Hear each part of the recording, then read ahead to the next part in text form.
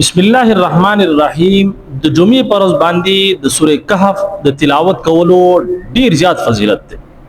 دومره زیات فضیلت دی چې نه صرف دا چې د دې انسان لپاره باعث ثواب دی، بلکې الله رب العزت د دې انسان د هر قسم له فتنو د حفاظت کوي، تر دې حد پورې چې الله رب العزت د دجال په شان دي چې کوم لوی فتنه ده،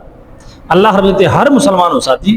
نبی علیہ الصلوۃ والسلام ته پناه غوښتي دا، اللهم انی اعوذ بک من فتنه المسیح الدجال. نبی علیہ الصلوۃ والسلام په خپلم پناه غوښته او صحابه ته به هم د ترغیب ورکو چې تاسو د دجال د فتنې نه پناه واړئ. نو د دې سورت په وجه باندې چې کوم کس د دې سورت تلاوت کوي، نو الله رب العزت د دجال په شان دي چې کوم فتنه ده د هغه نه هم د دې انسان حفاظت کوي. په دې حواله سره نبی علیہ الصلوۃ والسلام څه فرمایي چې کوم کس د جمعې پر ورځ باندې سورہ کهف تلاوت کی،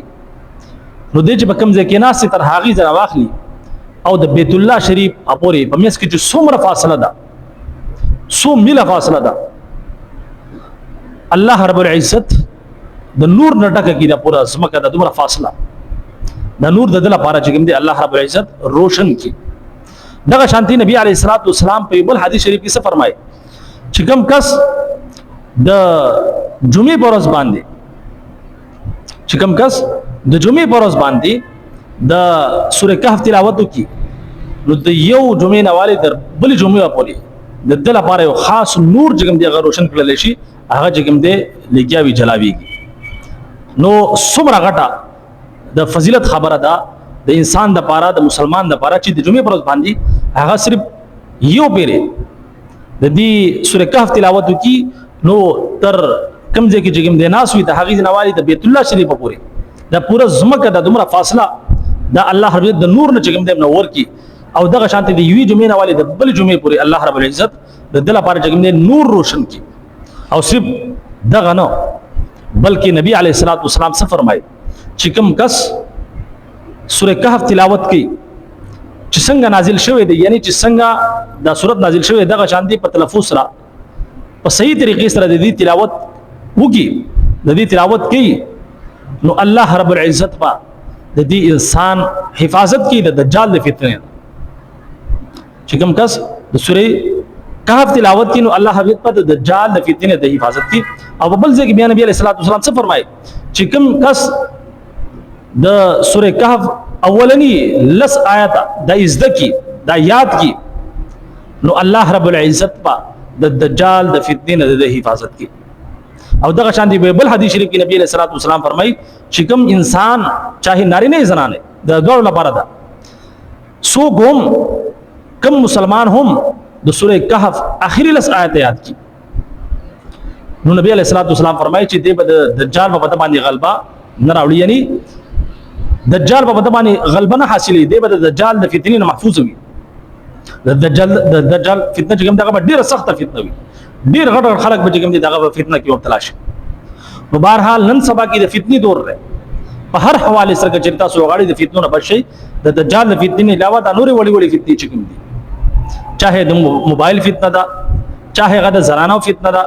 چاهے هغه د انسانانو فتنه ده، چاهے هغه د شیاطینو فتنه ده، یا دغه شانتي د انسانانو فتنه ده، یعنی زمنګ په معاشره کې چې څومره فتنې دي د فتنو دور دی. او په دې فتنو کې چې کوم دې کچې تاسو غواړئ د تاسو حفاظت وشي، نو یقیني طور پر تاسو له پکار ده، موږ ټول له پکار ده چې موږ د جمعې پر ورځ باندې کم سے کم د سورہ کهف چې کوم سورت دې تلاوت کو، او کچې پوره سورت نشو تلاوت کوله، نو کم سے کم اولنی لس آیات او دغه شانتي اخري لس آیات دې تلاوت موږ د جمعې پر ورځ باندې لازمی کو او دا یاد کو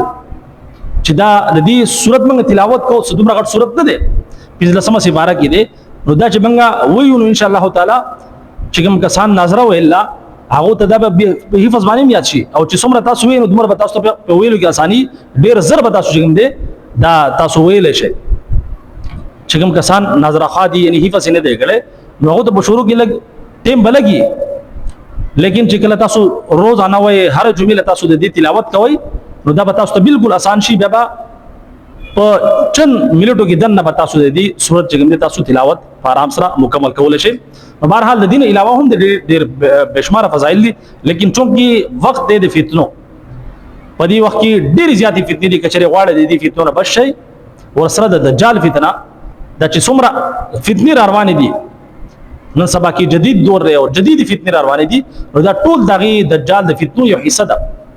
نو بهرحال کچره غواړي د دین تاسو